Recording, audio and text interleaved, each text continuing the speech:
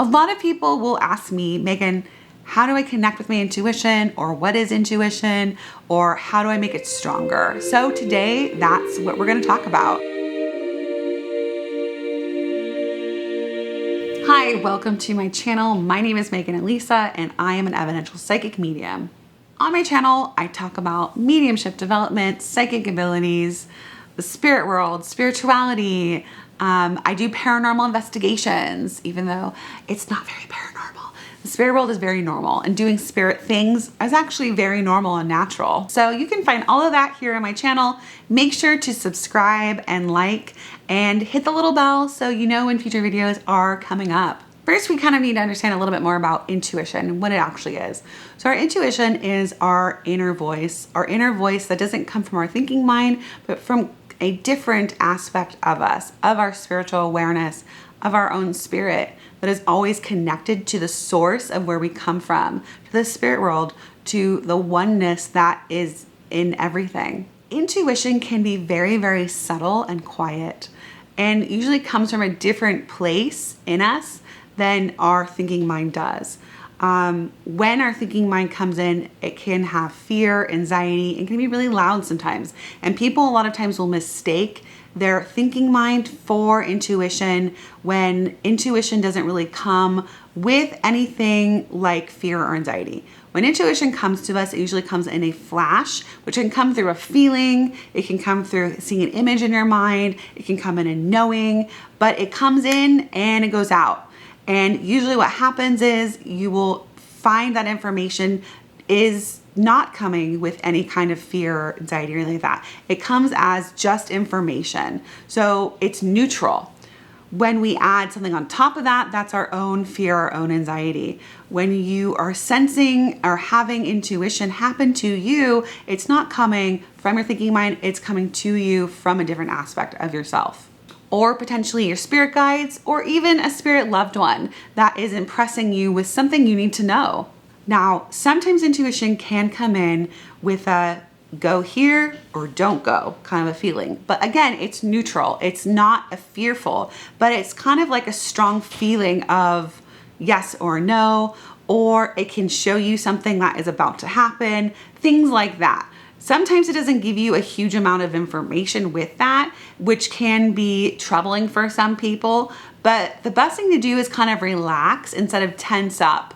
When we tense up, that actually makes it harder for us to be receptive to receiving intuition as well as spirit communication. What's important to learn about connecting more with your intuition is that you have to learn how to quiet and still your mind. So our thinking mind is the opposite of our intuition. So the more you do things like regular meditation or sitting in the power meditation, if you don't know what that is, go watch this video that I'm going to link right up here, which I explain all of that. So if you're not doing that regularly, a lot of times people are on devices or they're working in their mind, their thinking mind is just constantly going. And that will get in your way of being able to be really connected to your intuition. So finding a space or a time in your day to just be still, to be quiet, to listen to the inner voice, or to just be aware, to move into your sense of awareness. When you're moving into a state of awareness, a lot of times you'll find you're relaxed. Information will just come to you very easily without any effort. And you may find you're either in a daydreamy type of space, or you're maybe doing the dishes or some sort of task where you're not really thinking and your mind is sort of just open, relaxed. So you'll usually find that that's when you will get a download or you'll receive sort of an intuitive hit.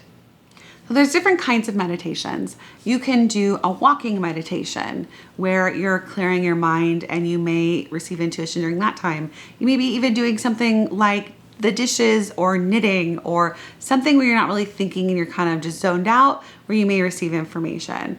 Or you may do more of a traditional sitting quietly with your eyes closed meditation to have that stillness. Intuition can sometimes be very subtle, and it's not always like a super strong feeling. Sometimes you may get really strong feelings of intuition, but a lot of times it will be very subtle. You may not notice it. You may think it's just another random thought coming in, and it was actually intuition. I find that when I'm feeling very connected to myself, my intuition, I may have things like a knowing of who's calling or texting before it happens, or maybe they come to my mind before that happens, or just having a lot of things shown to me right before they actually happen. So that's how I usually know that I'm connecting really well with my intuition. There's going to be times in your life where that won't be the case, where you're really busy in your mind, or you have a lot of stress, or you're just dealing with a lot in general that takes you out of your inner connection. I also find things like writing, journaling, where you're letting go a little bit. You're sort of letting whatever needs to come through you come through from your writing, from wherever that's coming through. I find things like that helpful. I find doing creative work helpful. So it's a lot about learning how to get out of your way. So it's a lot about learning how to do something where you're sort of letting this other aspect of yourself, your spiritual aspect, sort of come through you.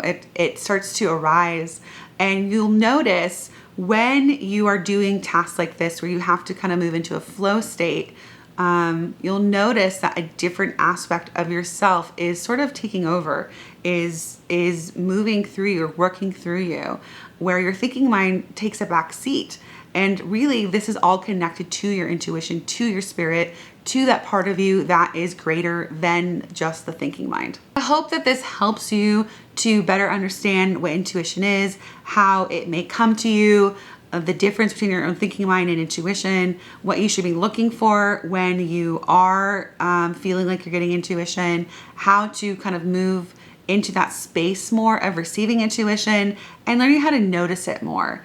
So make sure that you're giving yourself that space, that time to quiet your thinking mind, to become still and relaxed and open and receptive, so that you can better become friends with your intuition.